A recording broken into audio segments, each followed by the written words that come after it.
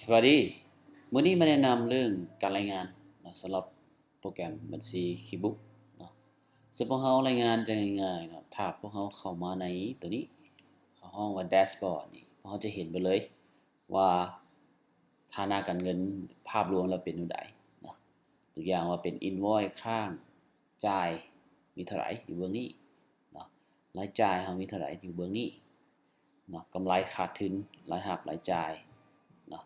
รวมการขายทั้งหมดลักษณะการขายถ้าเรายังรู้ว่ามีอย่างใดเราก็สามารถเบิ่งอยู่ในนี้ได้เบิ่งรายละเอียดเนาะเพียงแต่คลิกมันก็จะเข้ามารายละเอียดว่าอยู่ในอินวอยซ์ทั้งหมดมีเท่าไหร่เนาะอยู่ในนี้เนาะอยู่ในนี้พวกเราก็สามารถเบิ่งรายละเอียดอีกว่าแต่ละการขายทั้งหมดจะมีอย่างใดอยู่ในการขายจะมีเฮาส่ง quotation ไปเท่าไหร่นะแล้วผู้ยังเกินอินวอยที่ส่งไปแล้วเกินกำหนดจ่ายแต่เขาบ่จ่ายเฮานะมีจากอินวอยจำนวนเงินเท่าใดและอินวอยที่ส่งไปแล้วเนาะแต่ยังบ่ทันเกินกำหนดมีเท่าใดและอินวอยที่เขาเจ้าจ่ายภายใน7วันผ่านมา30วันผ่านมามีเท่าใดเฮาสามารถเบิ่งรายละเอียดตัวนี้ก็ได้ยกตัวอย่าง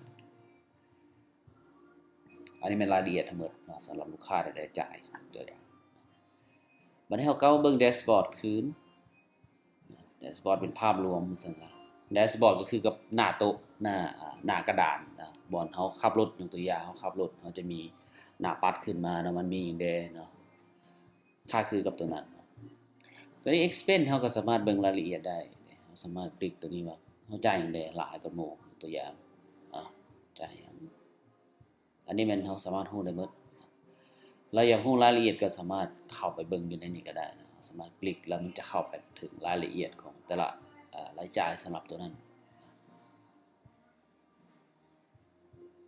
เนาะจะออกมาแบบนี้เลยว่าจ่ายหยังแดมีจากรายการสินะกลับคืนมาและเบื้องเซลจะค่าคือกันเบื้องเซลเบื้อง profit เฮาสามารถเบิ่งได้ค่าคือกันนะเราสามารถเข้าเบิ่งรายละเอียดตัวนี้ได้เบิด